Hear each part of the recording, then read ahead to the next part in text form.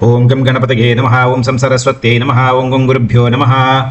ओं ब्रह्मा विष्णु रुद्र महेश्वर सदाशिव दुर्गा लक्ष्मी सरस्वती सावित्री राधा देव्यै नमः। ओं प्रसीद विश्वेश्वरि विश्वप्रसीदे प्रसीद विश्वेश्वरि वेदरूपिणी प्रसीद मायामे मन्त्रविग्रहे प्रसीद सर्वेश्वरि सर्वरूपिणी। ओं शान्तिः शान्तिः शान्तिः। आनो भद्राः कृतवो इन्दु विश्वतः। सदाशिवसमारम्भां शङ्कराचार्यमध्यमाम् अस्मदाचार्यपर्यन्तं वन्दे गुरुपरम्परां। सर्ववेदान्तसिद्धान्तगोचरं तमगोचरं गोविन्दं परमानन्दं सद्गुरुं प्रणतोऽस्म्यहम्। ஓம் ஸ்ரீ சத்குரு பரமாத்மனே நமஹ. பக்த கோடிகள் அனைவருக்கும் என்னுடைய நமஸ்காரம். அம்பாள் கருணையினாலையும் ஆதிசங்கர பகவத்பாதருடைய அனுகிரகத்தினாலையும் நாம் இப்பொழுது சௌந்தர்யலஹரி என்கிறதான மகாஸ்தோத்திரத்தினுடைய அர்த்த மகாத்மங்களை தெரிந்து கொள்கிறோம். இன்று 65வது ஸ்லோகம். இந்த ஸ்லோகத்துக்குரியதான மந்திரம் இயற்கையாகவே எல்லா தேவி பக்தர்களும் அனைத்து தேவி பக்தர்களுக்கும் மந்திரோபதேசம் இல்லாமலே சொல்லக்கூடிய ஒரு மந்திரம் இது. இவ்வளவு நாளா வெயிட் பண்ணி கடைசியில இந்த மந்திரத்தினுடைய மகாத்மியம் 65வது ஸ்லோகத்துல பகவத்பாதர் அமைச்சு கொடுத்திருக்கார்.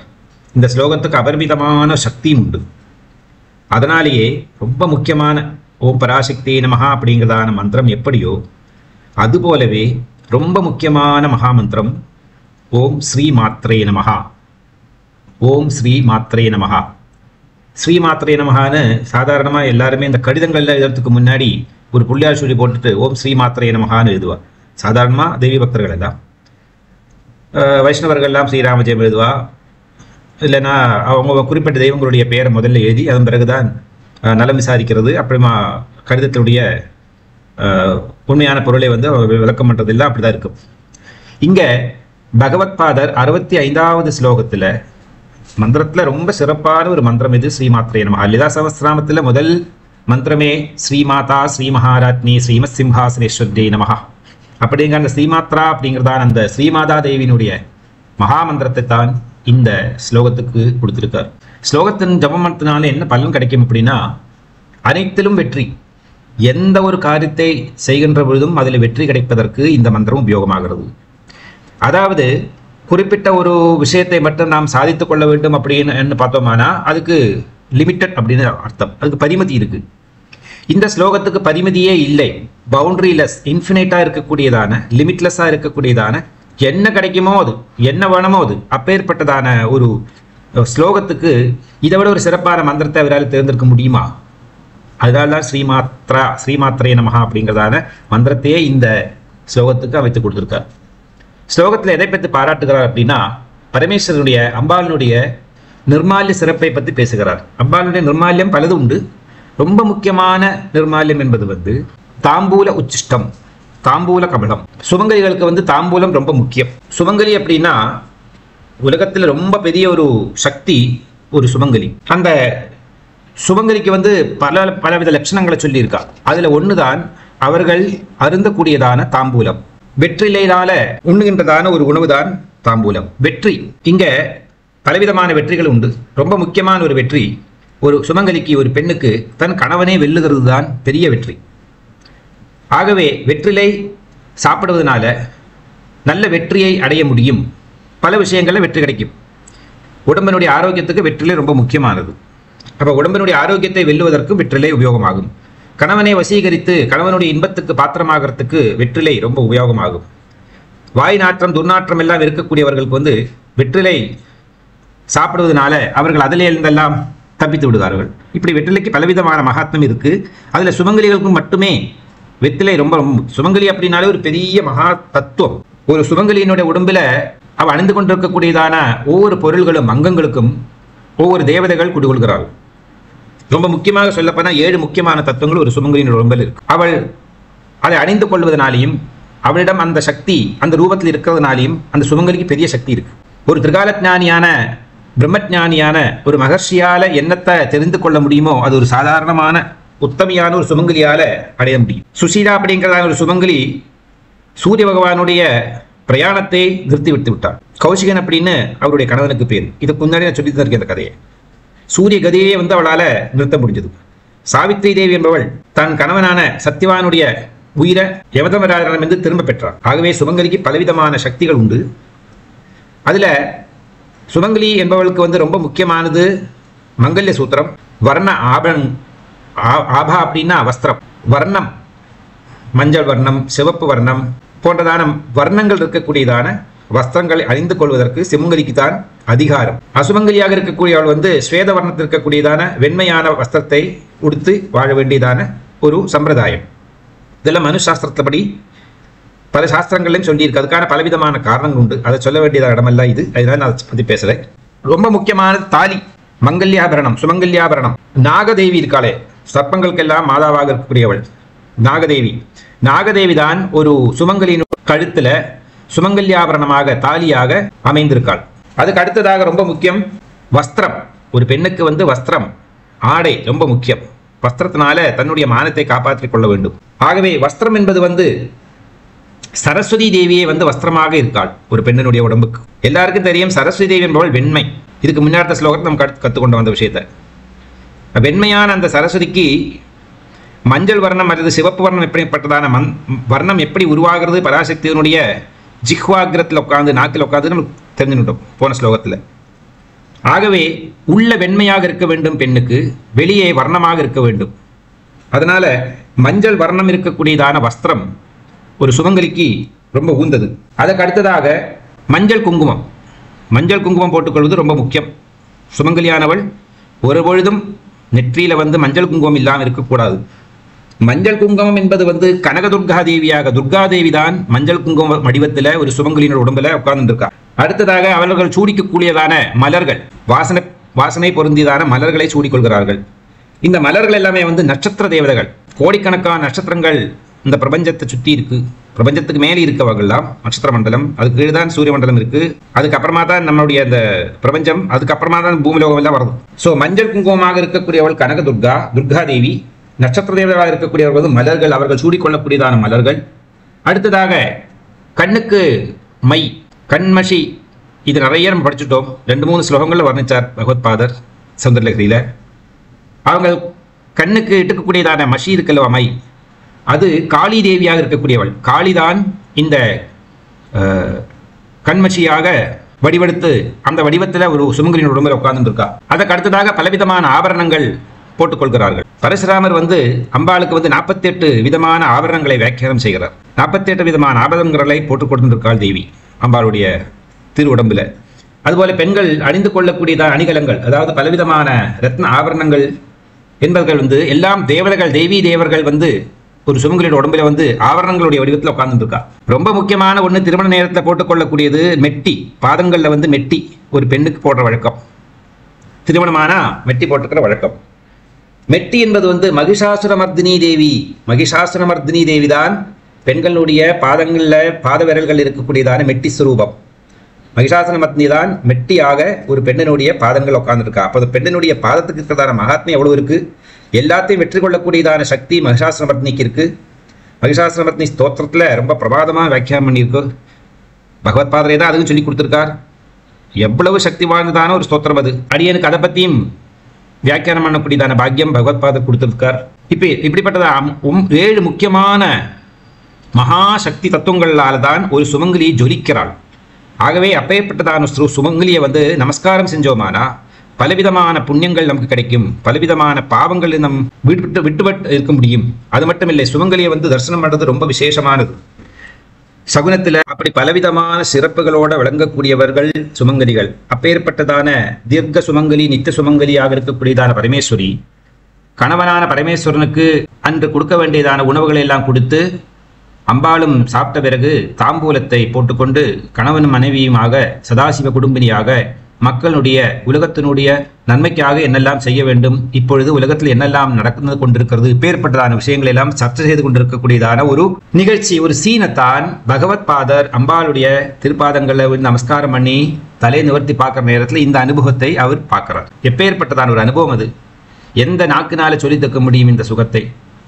பார்வதி பரமேஸ்வரன் சேர்ந்து உட்கார்ந்து அடித்த பிறகு தாம்பூலத்தை சுவையாக அவர்கள் சாப்பிட்டு கொண்டிருக்கிற நேரத்தில் பகவத்பாதருக்கு அந்த தரிசனத்தை கொடுக்கிறாள் அம்பா. இப்படி தேவியினுடைய ரொம்ப சிறப்பான நிர்மால்ய சிறப்பைத்தான் இந்த ஸ்லோகத்தில் வியாக்கியானம் செய்கிறார்.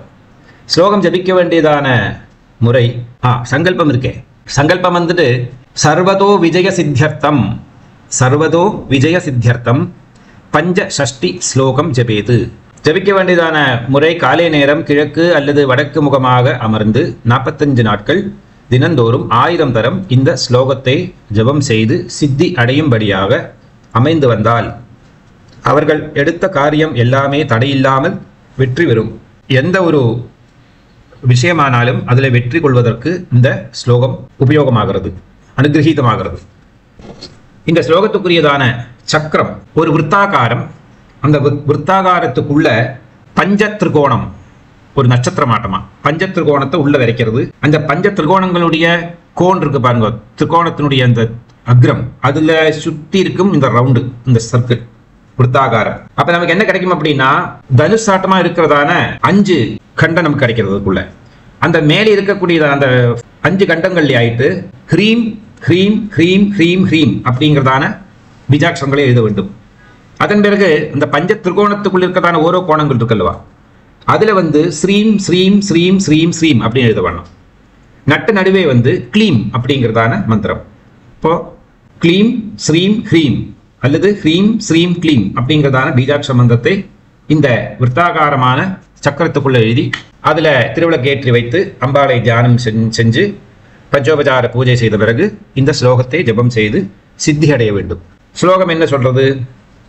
ரணே ஜித்வா தைத்யான் அபஹிருத சிரஸ்திரைஹி கவஜிபிஹி நிவர்த்தைஹி சண்டாம்ச திரிபுஹர நிர்மால்ய விமுகைஹி விஷாகேந்திரோபேந்திரைஹி சசி விஷத கற்பூர சகலாஹ விலீயந்தே மாதஹ தவ வதனதாம்பூல கபலாஹ.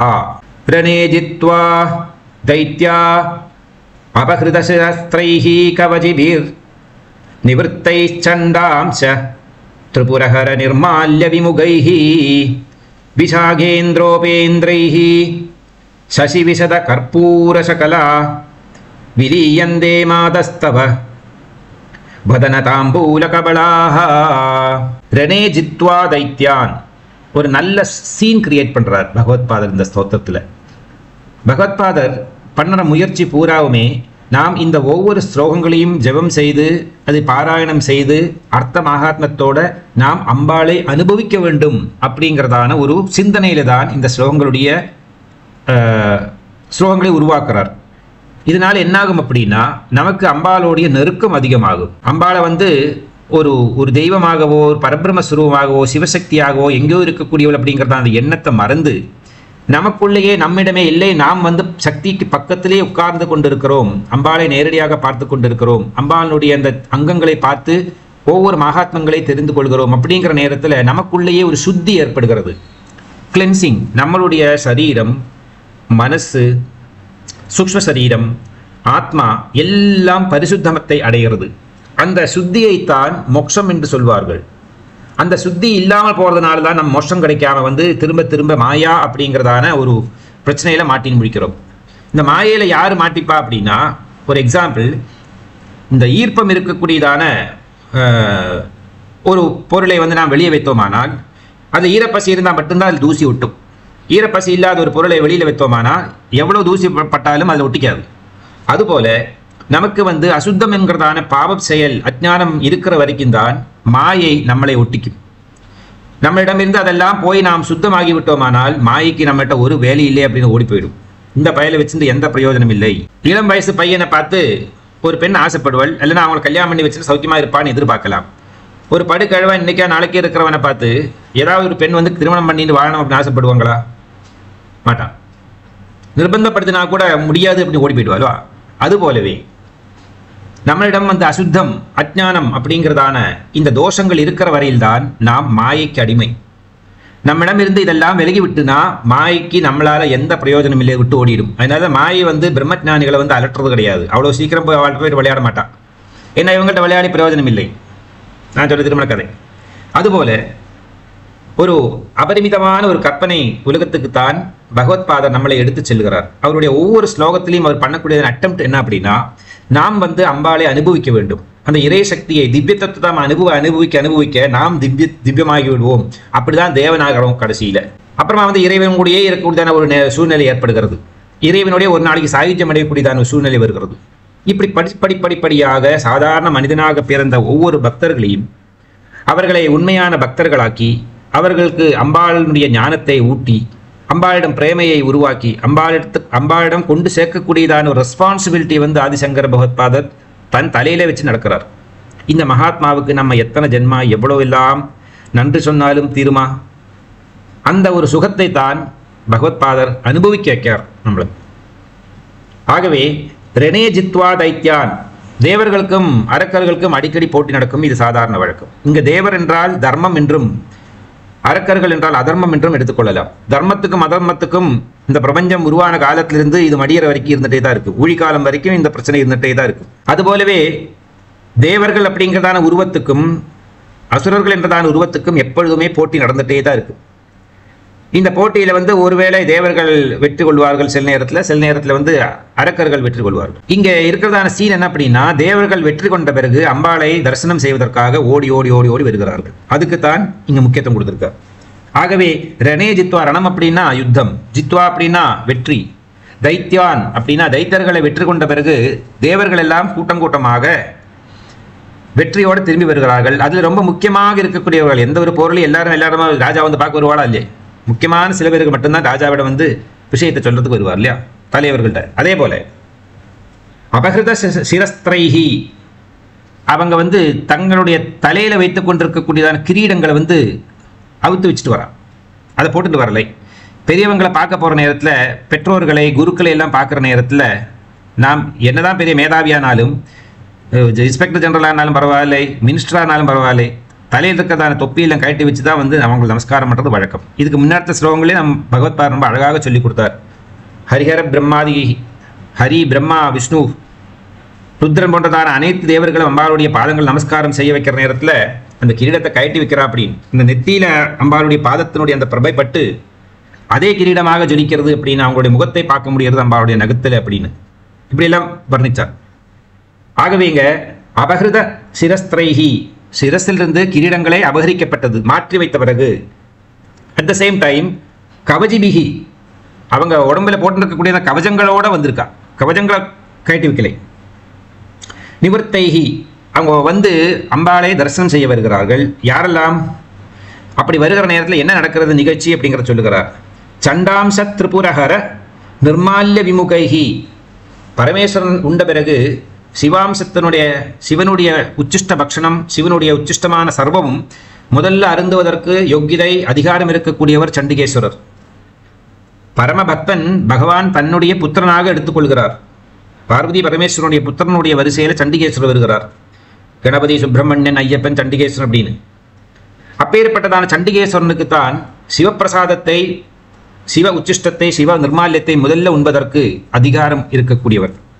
அப்பேற்பட்டதான இந்த சிவனுடைய பக்ஷண உச்சிஷ்டங்கள் அங்க இருக்கு. அதை இந்த நாடி வந்திருக்கக்கூடியதான வீரர்களாகவும் அம்பாளுடைய புத்திரர்களாகவும் அம்பாளுடைய பக்தர்களாகவும் இருக்கக்கூடியவர்கள் அதை விருப்பம் காட்டாமல், அந்த சிவனுடைய பிரசாதத்தை கிடைக்குமா, சிவபிரசாதம் கிடைச்சா யாருக்கு என்னதான் வேண்டாம் சொல்லுவாளா, இருந்தும் அதுல விமுகா, அதுல பெரிய இன்ட்ரெஸ்ட் காட்டாம முகத்தை திருப்பின்னு வராளாம். விசாகேந்திரோபேந்திரேஹி, விசாகன் அப்படின்னா சுப்பிரமணியன், இந்திரன் தேவர்களுடைய அரசர், உபேந்திரன் விஷ்ணு, பல இடங்கள்லாம் சொல்லி கொடுத்துருக்கேன்.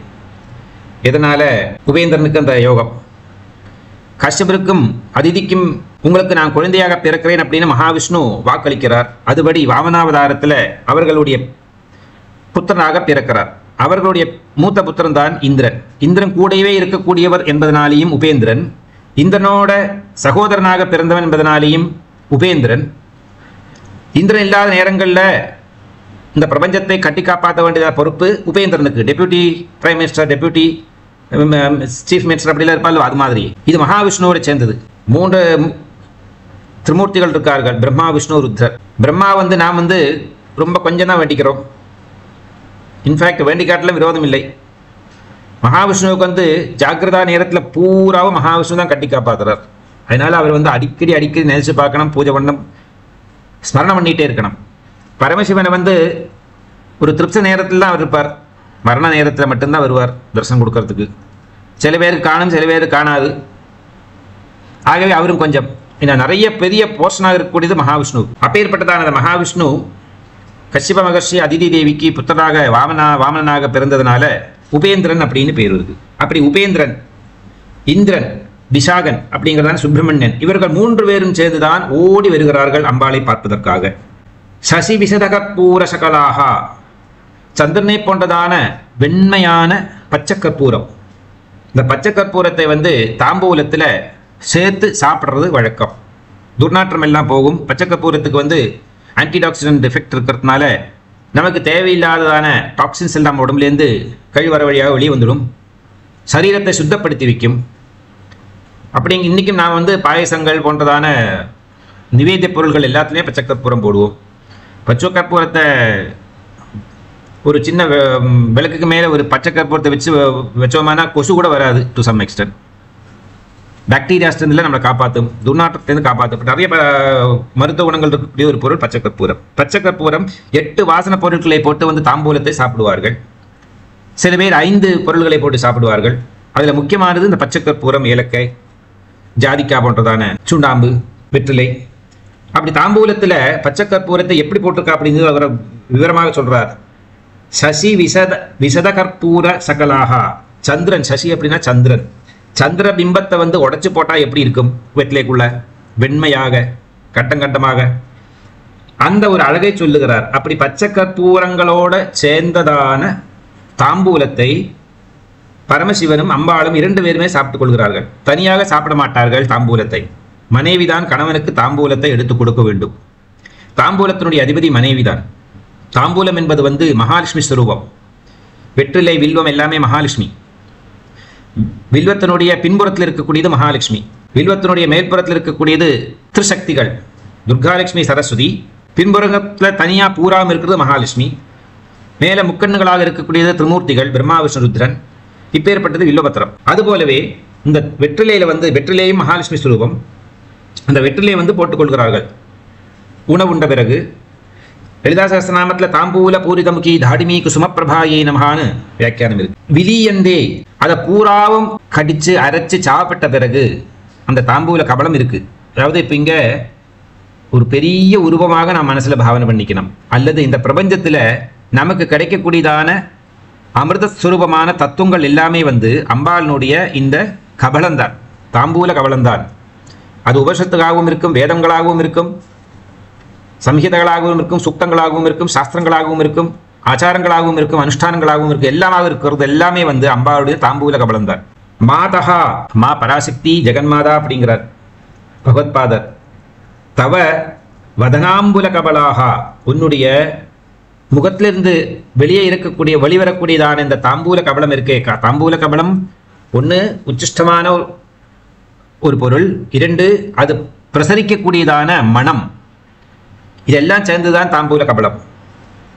தாம்பூல கபலத்தை யார் உண்கிறார்களோ அவர்கள் வந்து எல்லாத்தையும் வெற்றி கொள்ளக்கூடியதான ஒரு தகுதி, சக்தி அவர்களுக்கு அனுகிரகமாக கிடைக்கிறது. ரொம்ப முக்கியமாக சொல்லப்போனா கவித்துவம் அதிகமாக இருக்கும் அவர்களிடம். உஜ்ஜைனில் இருக்கிறதான மகாகாளியினுடைய தாம்பூல கபலத்தை சாப்பிட்டுத்தான் மகாகவி காளிதாசர் அவ்வளோ பெரிய ஒரு கவி சக்கரவர்த்தி ஆகிறார். அதுபோலவே வந்து மூகன் காஞ்சி காமாட்சியிடம் இருந்து அந்த தாம்பூல உச்சிஷ்டத்தை சாப்பிட்டு அவர் மகாகவி ஆகிறார். மூக்க பஞ்சசதி அப்படின்னு கேள்விப்பட்டிருப்போம். ரொம்ப பிரமாதமாக இருக்கும் அந்த ஸ்தோத்திரம். காலமேகன், நிறைய பக்தர்கள், இவர்களுக்கெல்லாம் இந்த தாம்பூல கபலம் ரொம்ப சிறப்படைஞ்சது. எனக்கு கூட இந்த ஒரு பழக்கம் உண்டு. நான் வந்து உபாசனை ஆரம்பித்த காலத்திலிருந்தே அம்பாளுக்கு தாம்பூலத்தை வந்து மடித்து கொடுப்பேன். நான் வந்து சாதாரணமாக நிறைய மானச பூஜை தான் பண்ணுவேன்.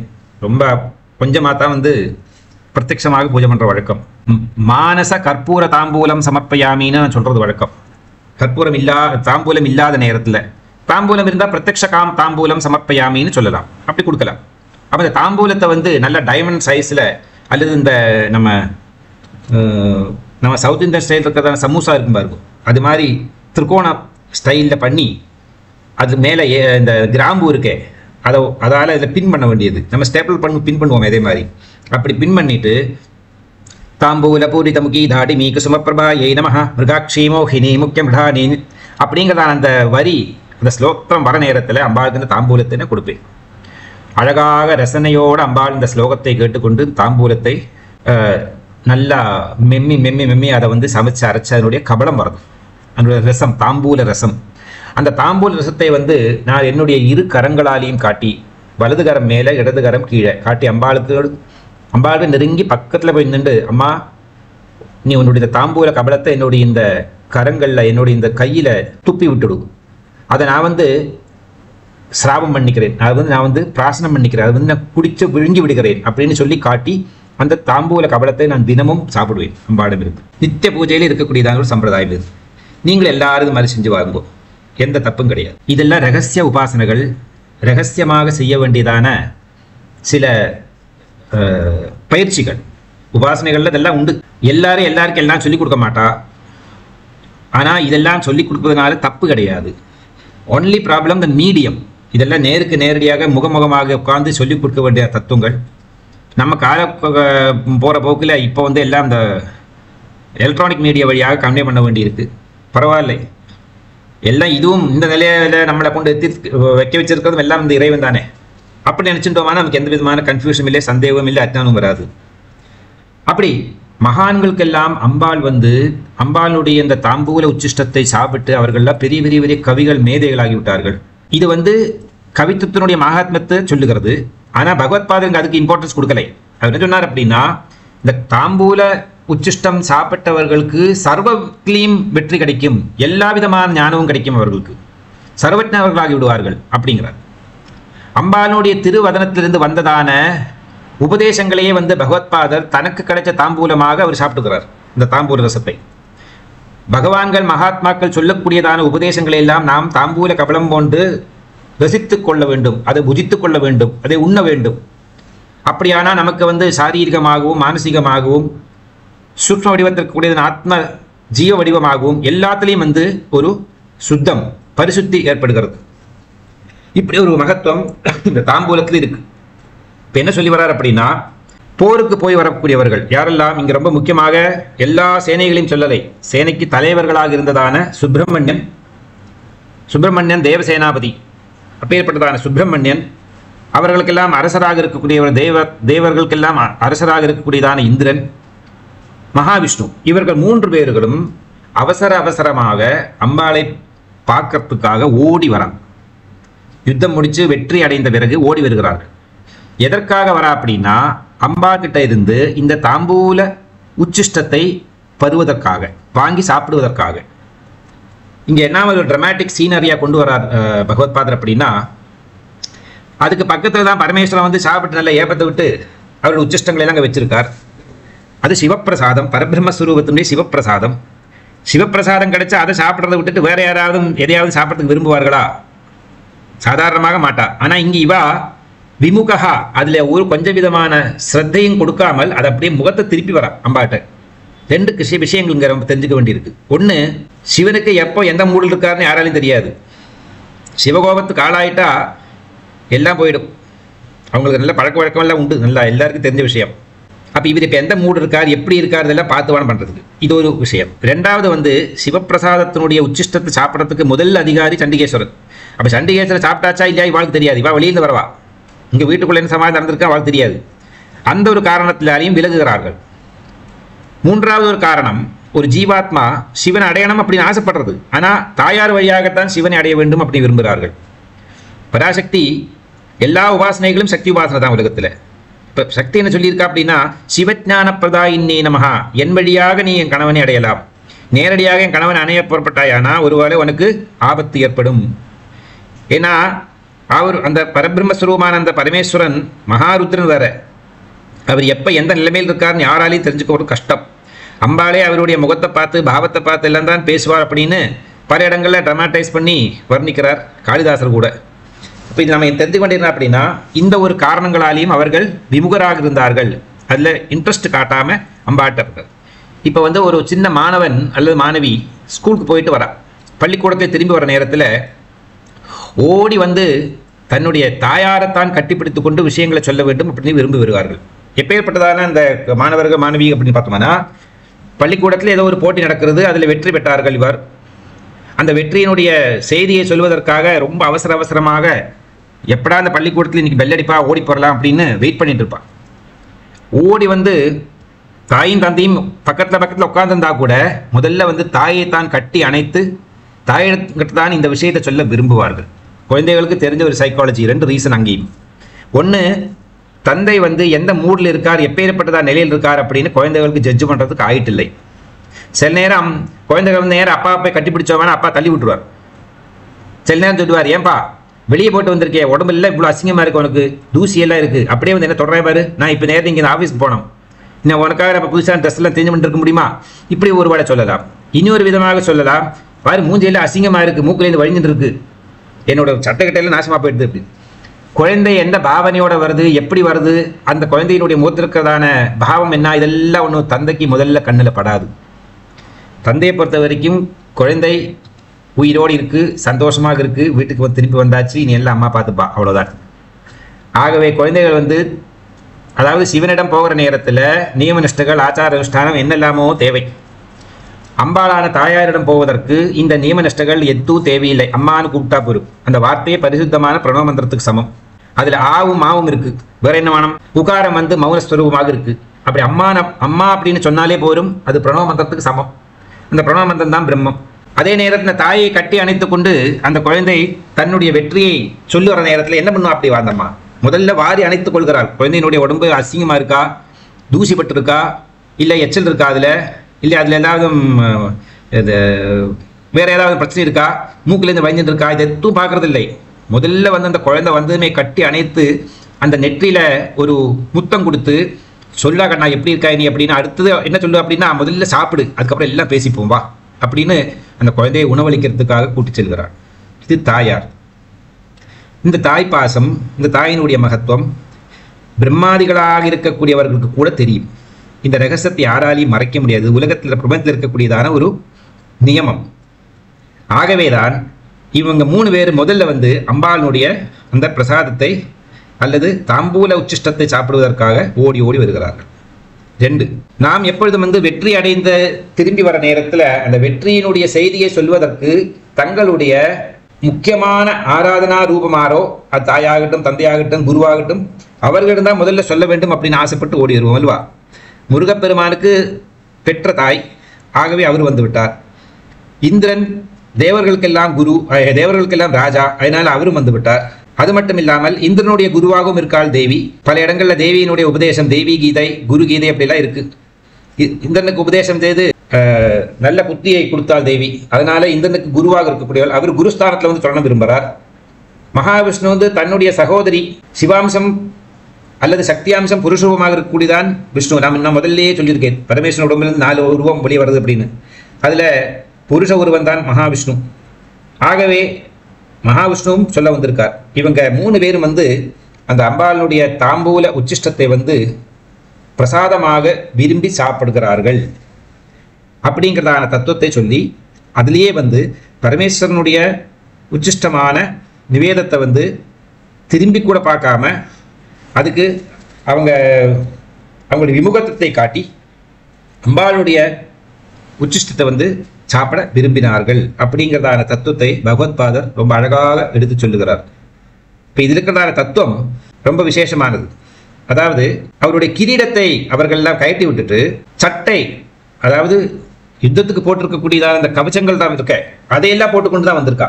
இதில் என்ன ஒரு இன்னர் மீனிங் அப்படின்னு பார்க்க போனோம்னா, குழந்தைகள்லாம் வந்து ஸ்கூல் விட்டு வர நேரத்தில் வீட்டுக்குள்ளே நுழையறதுக்கு நேரத்திலேயே தான் கையில் வச்சுருக்கக்கூடியதான அந்த புஸ்தக பை, அப்புறமா வந்து சாப்பாட்டு பை, இதெல்லாம் அங்கங்கே உதறி தள்ளிட்டு ஓடி வந்து அம்மா அப்பா வந்து கட்டிப்பிடிச்சுக்க போகிறது. இதுதான் சாதாரண வீடுகளில் எல்லா இடத்துலையும் பார்க்குறதான ஒரு வழக்கம். இப்போ எல்லாம் நிறைய மாற்றங்கள் இருக்குது, பரவாயில்ல, அப்படி இருக்குன்னே வச்சுப்போம். பல வீடுகளில் பல விதமாக இருக்கும். அம்மா அப்பா பார்க்கவே முடியாது, வீட்டில் இருக்கிற மேடு தான் எல்லாம் பார்த்துப்போம். அப்படி இருக்கிற ஒரு சொசைட்டியும் இருக்குது இப்போ நம்ம கூட. Anyway, we have to live with all this. எல்லாம் இறைவன் செய்ய சொல்லி இருந்தோமானா பீஸ்ஃபுல்லாக இருக்கலாம். இது ஒரு விஷயம். இப்போ கிரீடத்தை மட்டும் கயட்டி வச்சுட்டு சட்டையை போட்டுட்டே வந்திருக்கா அப்படின்னு அர்த்தம். அதில் இருக்கிறதான ஒரு ரகசியம் என்ன அப்படின்னா, கிரீடம் கயட்டி வச்சா அப்படின்னா அகந்தை, அந்தகாரம், ஐ ஆட்டிடியூட், ஈகோ, இதையெல்லாம் கயட்டி வைக்கிறார். தாயாரையும் பரபிரஸ்வரூபான பராசக்தியும் பார்க்க போகிற நேரத்தில் சட்டை, கவச்சம் அப்படின்னா மானம், அபமானம், ஆச்சாரம், அனுஷ்டானம், வர்ணம், ஜாதி, கோத்திரம், இதெல்லாம் தான் நம்மளுடைய உடம்பு. உடம்புக்கு தான் இதெல்லாம், ஆத்மாவுக்கு இது எதுவும் கிடையாது. அந்த சட்டம் எல்லாம் போட்டுருக்கிறதுங்கிறது என்ன அப்படின்னா, நான் யார், என்னோட ஐடென்டிட்டி அப்படிங்கிறத வந்து மறக்க சொல்லலை உபாசனை.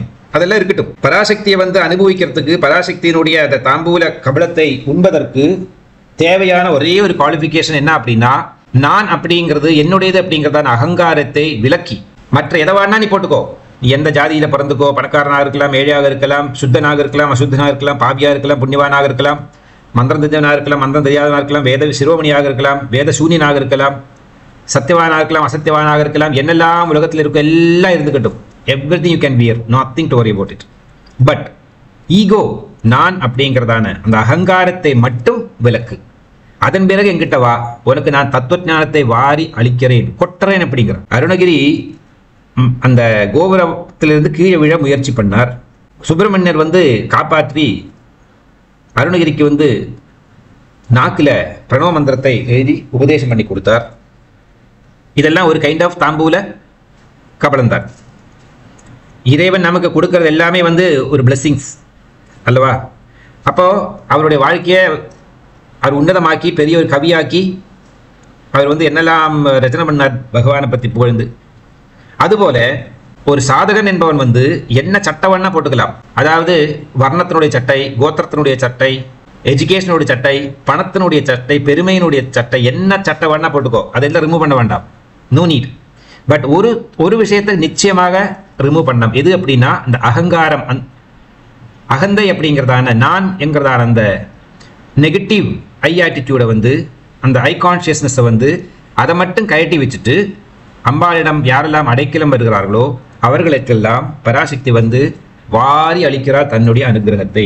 அப்படிங்கிறதான ஒரு பரம ரகசியமான ஒரு தத்துவத்தை இந்த ஸ்லோகம் வழியாக நாம் தெரிந்து கொள்ள முடிகிறது. அதனால்தான் மகாபரமேஸ்வரியான பராம்பிகே, பரதேவதே, பரமேஸ்வரி மகாதேவி, உன்னுடைய சேவர்களாக இருக்கக்கூடியதான சுப்பிரமணியன், இந்திரன், விஷ்ணு போன்றவர்கள் எல்லாம் யுத்தத்தில் ஜெயத்தை அடைந்து அம்பாளுடைய அனுகிரகத்தினால அவர்கள் ஜெயம் அடைகிறார்கள். இந்திரனுக்கு வந்து இந்திர சபையில வந்து ஒரு நாளைக்கு பராசக்தி பரபிரம்மஸ்வரூபமாக இருக்கக்கூடியவள் ஒரு தேஜோ புஞ்சமாக வந்தா. ஏன்னா ஒரு யுத்தத்தில் வெற்றி பெற்ற பிறகு இந்த அஷ்டதிக் பாரதர்களுக்கு ஒரு கொஞ்சம் அகந்தை ஏற்பட்டு விட்டது. அதனால என்னுடைய சாமர்த்தியத்தினால நாம் யுத்தத்தை வென்றோம், நாம தான் இப்போ பெரிய ஆளு அப்படிங்கிறதான எண்ணம் அவர்களுக்கு வந்து, தேவர்களுக்கு அகந்தை அந்தகாரம் இருக்கக்கூடாது என்பதற்காக பரபிரம்மம் ஒரு விளையாட்டு, திருவிளையாடல் விளையாடுகிறது. தேவி பகத் வரக்கூடியதான ஒரு கதை. தேஜகுஞ்சமாக வந்துட்டு ஒரு புல்கொடியை எங்கே போட்டு ஒவ்வொரு தேவர்களாக வந்து அதை ட்ரை பண்ணுறான். இதை எரிச்சு காட்டு, ஓட்டி காட்டு, இதை பார்த்து காற்றுல பறவை வைக்க போய் பாரு, இதில் இந்த ஜலத்தில் முக்க வைக்க பாரு, இது அப்படி என்ன ஒவ்வொருத்தருக்கும் ஒவ்வொரு டைப் ஆஃப் டெஸ்ட் கொடுக்குறா தேவி. எல்லாரும் ஃபெயிலியர் ஆகிட்டு கடைசியில் இந்திரன் வருவார். இந்திரனுக்கு ஏதோ கொஞ்சம் படுறது அந்த இடத்துல. இது சாதாரணமான ஒரு சக்தி கிடையாது, நம்மளை எல்லாரோடையும் ஒரு பயங்கரமான சக்தி இருக்கக்கூடியதாக ஒரு மகாசக்தி தான் இந்த திருவிளையாடல் விளையாடுறது அப்படின்னு அவர் சரண்டர் ஆயிட்டார். அவருக்கு ஈடத்தை கட்டி வச்சு, ஹே பரபிரம்மஸ்வரூபமே, நீ யாராக இருந்தாலும் உன்னுடைய உண்மையான உருவத்தை காட்டி எனக்கு அருள் புரிவாயாக அப்படி சொன்னதும், பரபிரம்மஸ்வரூபான பரமேஸ்வரன் சக்தி வடிவத்தில் வந்து பராசக்தியாக பிரத்யட்சமாக வந்து இந்திரனுக்கு சதுபதேசத்தை செய்து இந்திரனுக்கு கீதை உபதேசம் செய்கிறார். பராசக்தி பிரம்மோபதேசத்தை செய்கிறார். பிரம்மம்னா என்ன, அந்த பிரம்மத்தை நீ எப்படி தெரிந்து கொள்ள வேண்டும், பிரம்மத்தை தவிர உலகத்தில் வேறு எதுவும் இல்லை, பிரம்மந்தான் சர்வம், பிரம்மந்தான் எல்லாமாகவும் இருக்கிறது. ஆனால் அது புரிஞ்சுக்கிறது கஷ்டமான ஒரு விஷயம். காரணம், மாயே என்பதான கோட்டிங்கினால உள்ளே இருக்கக்கூடியதான நிறத்தை நம்மளால் பார்க்க முடியாது. இப்போ எல்லாருக்கும் தெரியும், வீடு வாசல் முன்னாடி இரும்பு மரங்கள்லாம் இருக்கல்லவா, அதனால சட்டம் கூட்டம் எல்லாம் போட்டு வச்சிருக்கோம், விண்டோ பண்ணி வச்சிருக்கல, இதெல்லாம் உள்ள என்ன கலர்னு யாருக்கு தெரியாது. வெளியில் அடிச்சிருக்கிறதான பெயிண்டிங் கலர் மட்டும்தான் நம்ம கண்ணுக்கு தெரியும். இந்த அரக்கெல்லாம் மண்ணா மாதிரி மகாபாரதத்தில் அப்படி வந்து அரக்குனால மாளிகை கட்டி எல்லாத்தையும் பஞ்சபாண்டவாளை எரிய வரணும் அப்படின்னு பிளான் பண்ணி வெளியில் ரொம்ப பிரமாதமாக கன்ஸ்ட்ரக்ட் பண்ணி வச்சிருந்தாடே. அப்புறமா தான் அவங்களுக்கு சந்தேகம் ஏற்படுகிறது, இவ்வளோ சுருக்கமான நேரத்தில் இவ்வளோ பெரிய மாளிகை யாராலையும் கட்ட முடியாது, அப்படி கட்டியிருந்தால் அதில் ஏதோ சூழ்ச்சி இருக்குது அப்படின்லாம் கண்டுபிடிச்சது கதை, எல்லாருக்கும் தெரிஞ்ச விஷயம். அதுபோல நாம் வெளியில் இருக்கக்கூடியதான இந்த வர்ணம் எல்லாம் உள்ளே இருக்கக்கூடியதான வர்ணம், உள்ளே இருக்கக்கூடியதான யாதார்த்தியமானது, சரியானது, சத்தியமானது. அப்பேற்பட்டதான ரகசியத்தை வந்து சதுபதேசம் செய்தாள் தேவி என்பதனால இந்திரனுக்கு வந்து பராசக்தி ஒரு குரு வர. இப்படி ஒவ்வொருத்தருக்கும் ஒவ்வொரு விதமான சொந்தக்காரி.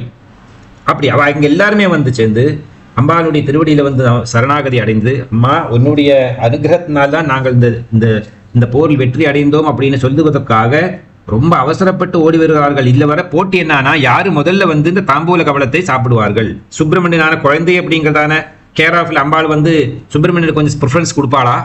இல்லை நான் வந்து தேவகுரு அப்படிங்கிறதான ப்ரிஃபரன்ஸ்ல வந்து இந்திரன் எனக்கு தருவாளா? மகாவிஷ்ணு இல்லை, நான் அவளுடைய சகோதரன், முதல்ல நான் தான், எங்களுக்குள்ள இருக்கிறதான ரிலேஷன்ஷிப் வேறு யாருக்கு இருக்க முடியாது அப்படிங்கிறதான உரிமையில் அவருக்கு கிடைக்குமா? இதுக்கு நடுவில் பக்தர்கள் இந்த போட்டியெல்லாம் நிகழ்ச்சியை பார்க்குற நேரத்தில் அங்கே உட்காந்துருக்கார் பகவத்பாதர். பகவத்பாதருக்கும் இந்த ஆசை வந்துடுமா? இல்லை பகவத்பாதருக்கு நீ கொஞ்சம் எடுத்துக்கோடா அப்படின்னு கொடுப்பாளா? ஒரே ஒரு அற்புதகரமான ஒரு கன்ஃபியூஷன் ஸ்டேஜில் வந்து இருக்கிற நேரம். ஆனால் எல்லாருக்குமே வயிறு ரொம்ப அத்தனை பேருக்கும் திருப்தியாகும்படியாக அபரிமிதமான ஞானம் கிடைக்கக்கூடியதான அம்பாளினுடைய உடம்பிலிருந்து வரக்கூடியதான ஒவ்வொரு பொருளும் நமக்கு வந்து ஞானத்தை தருகிறது, தைரியத்தை தருகிறது, வீரத்தை தருகிறது, சுத்தியை தருகிறது, ஞானத்தை தருகிறது, அந்தகாரத்தை விளக்குகிறது. அது எது வேணா ஆகலாம். அம்பாளுடைய உடம்புல போட்டதான மாலை, அதான் துர்வாசா மகர்ஷி எடுத்துட்டு போய் தேவலோகத்தில் ஐராவத்தை கொடுத்து அது அவமானப்பட்ட கதையில தெரியுமே. தீர்த்தம், அபிஷேக தீர்த்தம் ஆகலாம். இப்படி ஒவ்வொரு விஷயத்திலையும் அம்பாளிடமிருந்து நமக்கு என்ன கிடைக்கும் அப்படின்னு நாம வந்து ஆசைப்பட்டு கொண்டே இருக்கணும். நாம பணக்காரனாகிறதுக்கு அல்லாது என்ன கிடைக்குன்னு சொல்லி போறது. அம்பாள் என்னிடம் தயவு காட்டுவாளா, எனக்கு அனுகிரகம் செய்வாளா அப்படிங்கிறதான ஏக்கத்தில் போகிறதான விஷயத்தை நான் சொல்லுகிறேன். இந்த இடத்துல ஒவ்வொரு நாளும் உபாசனை பூஜை செய்கிற நேரங்களில் மந்திரங்களை சொல்லுகிற நேரத்துல எல்லாம் நாம் அம்பாளோடையே இருக்க வேண்டும். அம்பாளை ஒரு நாளைக்கு ஒரு தேர்ட் பார்ட்டியாக நினைக்கக்கூடாது. சொந்தம் பெற்ற தாய் தந்தைகளும் நாம் எப்படி இருப்போமோ அது போலவே அம்பாளை வந்து வீட்டில் ஒரு அங்கமாங்க குலாங்கனா குலாம் தஸ்தா கௌலினி குலயோகின்னே நமஹா லலிதா சஹஸ்ரநாமத்தில் புலத்தில் இருக்கக்கூடியதான் அங்கம் தான் தேவி. அம்பாளும் புதுசாக கைலாசத்தில் மட்டும் இருக்கா, தேவலோகத்தில் இருக்கான்னு நினைக்க வேண்டாம். ஒவ்வொரு குடும்பங்களிலையும் பராசக்தி இருக்காள். அதுதான் குல அங்கனா, குலத்துக்கெல்லாம் அங்கமாக. நம்மளுடைய குலம் என்ன அப்படின்னா நம்மளுடைய கோத்திரம். கோத்திரம் அப்படின்னா பறை, பரனும் பறையும், சிவனும் சக்தியும். பரன்னா சிவன், பராத் பரா பரமேஸ்வரா பார்வதி பதே ஹர பசுபதே பராத் பரா.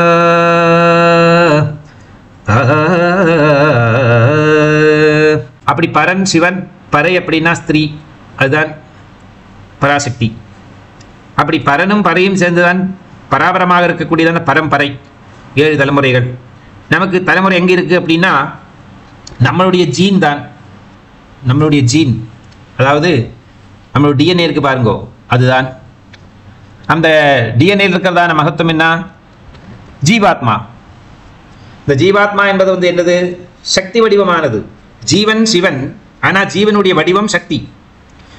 மாடர்ன் சயின்டிஃபிக் ஸ்டடீஸில் என்ன சொல்கிறது அப்படின்னா ஜீவன் அப்படின்னா என்ன? அவருடைய அபிப்பிராயத்தில் 2 தத்துவங்கள் சேர்ந்து தான் ஒரு ஜீவன். அதாவது சயின்டிஃபிக் ஸ்டடியில் பார்க்க போனோம்னா அமினோ ஆசிட்டு, நியூக்ளியோபேஸ், இது 2 தான் ஒரு ஜீவன். அமினோ ஆசிட் என்பது வந்து புரோட்டீன், நியூக்ளியோபேஸ் அப்படிங்கிறது வந்து டிஎன்ஏ. டிஎன்ஏக்கு அப்புறமா ஆர்என்ஏ இருக்கு. இதில் மனித இனங்கள், முக்கியமாக பூமியில் பிறக்கக்கூடியதான மனித இனங்கள், நம்மளுடைய வலது கையிலையும் இடது கையில் இருக்கக்கூடிய ஜீவாவஸ்தைக்கு வித்தியாசம் உண்டு தெரியுமா? நியூமராலஜியில் தான் சொல்கிறது. வலதுகரம் புருஷனுக்கு, இடதுகரம் பெண்ணுக்கு. புருஷனுடைய வலதுகரம் இந்த ஜென்மா, அவனுடைய இடதுகரம் வந்து பூர்வ ஜென்மா. நம்மளுடைய இடது பாகம் சக்தி, வலது பாகம் புருஷன். வலது பாகம் ஆத்மா, வலது பாகம் சூரியன். இடது பாகம் ஜீவன், இடது பாகம் சந்திரன். இப்போ சந்திரன் தான் உடம்புக்கும் மனசுக்கும் காரணம். ரயீம் அப்படிங்கிற வார்த்தையை நான் சுட்டி காட்டினேன் நான்.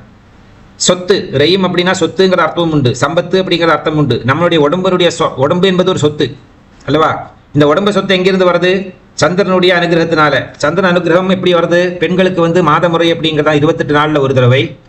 சந்திரனுடைய மாற்றத்தினால்தான் அவர்களுக்கு மாதவிடாய் ஏற்படுகிறது. அது வழியாகத்தான் ஒரு அண்டம் வெளியே வருது. அந்த அண்டம் ஜீவன் அப்படிங்கிறதான சக்தி சிவனோட சேர்ந்து, சிவனும் சக்தியுமாக சேர்ந்து ஒரு குழந்தை, ஒரு பரபிரம்மத்தினுடைய ப்ராடக்ட் உருவாகிறது உலகத்தில்.